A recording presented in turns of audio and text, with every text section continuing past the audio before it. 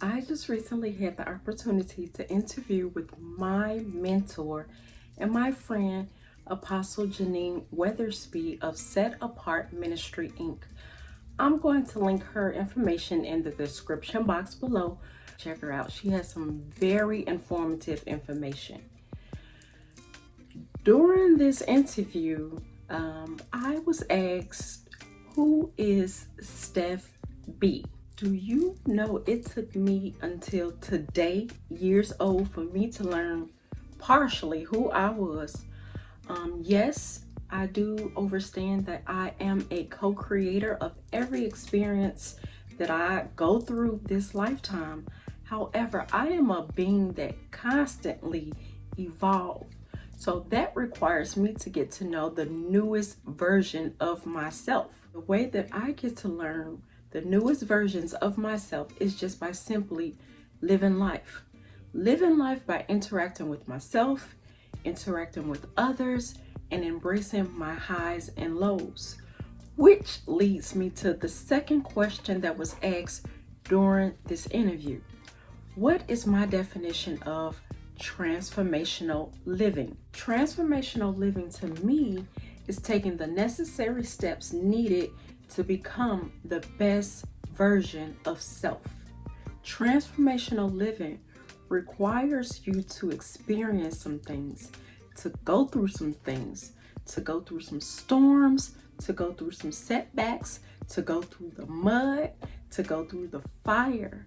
But just as the phoenix rising from the ashes, you come out stronger, wiser, and more powerful. I remember growing up in a Baptist church.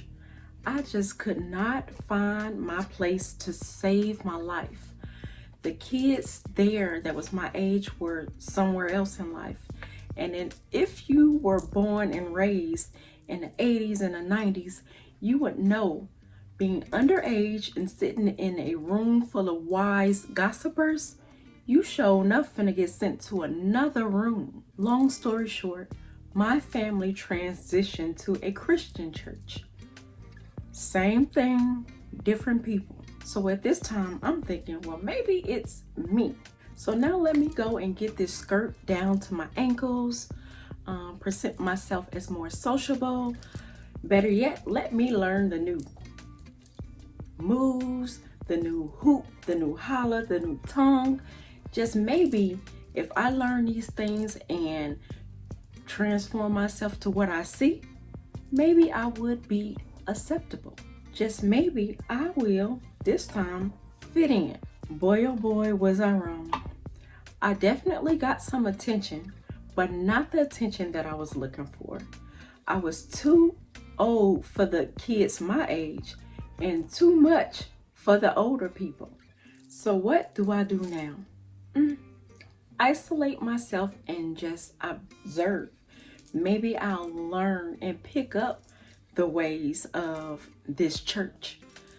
So now that I did that, oh my gosh, she's just so antisocial. She's sneaky. She up to something. She's not talking. You need to watch her. What is she up to? Maybe she thinks she's too good for us. So what can I say? Darn if you do, darn if you don't.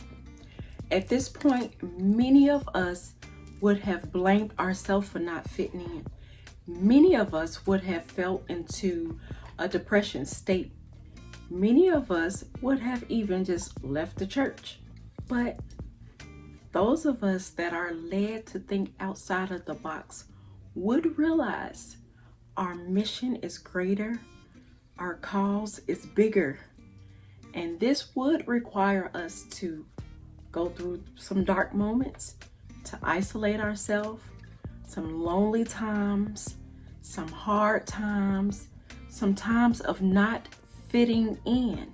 But those moments are simply made to prepare us to become the giants that we need to be in this realm. So me not being able to fit in, experiencing isolation, experiencing being lonely, transformational living, I've learned that not many people can handle my rare essence I can't do the norm.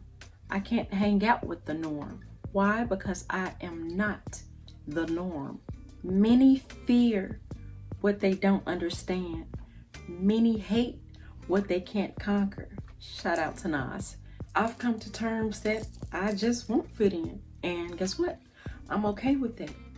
When you understand your whys, your missions, your purpose, you'll understand your what's, what you need to do, what you need to go through. And once you understand your what, your why will be more impactful in life. With that being said, this is your girl, Steph B. And as always, you are the creator of your reality. Peace.